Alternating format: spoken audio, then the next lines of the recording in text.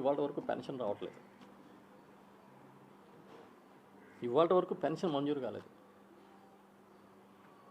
ఆ మొక్కదే కాదు, ఇలాంటిది మేము రచ్చబండని ఏ గ్రామం వెళ్ళినా వచ్చి చెప్తున్నారు, బాబు పెన్షన్లు రావట్లేదు. కొత్త పెన్షన్లు అడిగితే శాంక్షన్ కావట్లేదు. నువ్వు ఎప్పుడో పరమన్నం పెడతావు 2047కి, ఓకే. ఇవాళ ఏది అన్నం? అది కదా ప్రజలు అడుగుతున్నారు. నువ్వు పరమాన్నాలను బిర్యానీలు తినిపించే వరకు వీళ్ళందరూ బతికుండాలి కదా. ఒక్క పెన్షన్ కొత్తగా ఇవ్వలే. రైతులు డేటా అడిగితే ఎవరు?